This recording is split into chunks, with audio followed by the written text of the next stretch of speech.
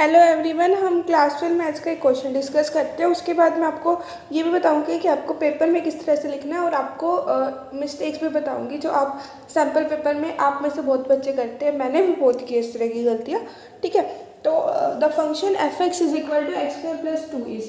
ठीक है, तो इस हमें चार ऑप्शन गिवन है, 1 1 नोट 1 1 -1 से सॉरी 1 1 भी है, ये मैंने 1 1 को शॉर्ट में लिख दिया, एंड ऑन टू और नन ऑफ दिस। ठीक है, तो सबसे इजी तरीका होता है 1 1 को चेक करने का, क्या कि अगर हम x1 और x2 कोई भी दो नंबर ले such that fx1 is equal to fx2।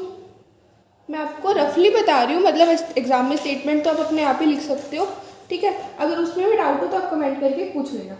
fx2 तो fx1 is equal to fx2 मतलब क्या होगा कि ना यहाँ पे क्या होगा, x1 square plus raise to the power 2 plus 2 is equal to x2 square raise to the power 2। 2 से 2 कैंसिल हो जाएगा और अल्टीमेटली हम x1 is equal to x2 prove कर सकते हैं। ठीक है, मतलब हम fx is equal to fx2 ये बात लेके चले थे और x1 is equal to x2 अगर हमने प्रूव कर दिया तो हमारा फंक्शन 1 1 होता है।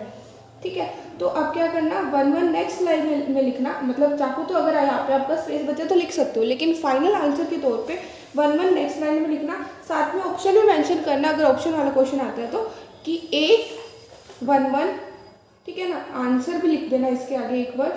ठीक है, और इसको डब्बे में लिख के ना हाईलाइट कर देना ताकि एग्जामिनर का ध्यान इस पर चला जाए और वो डायरेक्ट इसको देख के फुल मार्क्स दे दे। ठीक है, अब हमारे वीडियो के नेक्स्ट पार्ट में चलते हैं जिसमें मैं आपको बताऊंगी कि मतलब पेपर में किस तरह से लिखना है।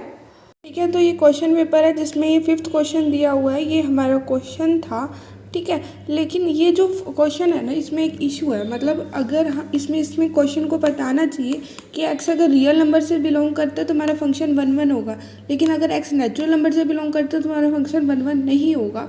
तो यहाँ पे 1 1 भी ठीक होगा और नोट 1 1 भी ठीक होगा, क्योंकि लेकिन अगर हमें नहीं दिया हुआ ना तो ज़्यादातर केसेस में हम रियल कंसीडर करते हैं, तो उसके अकॉर्डिंग 1 1 ठीक होना चाहिए। ठीक है, तो अब हम बात करते हैं सॉल्यूशन की।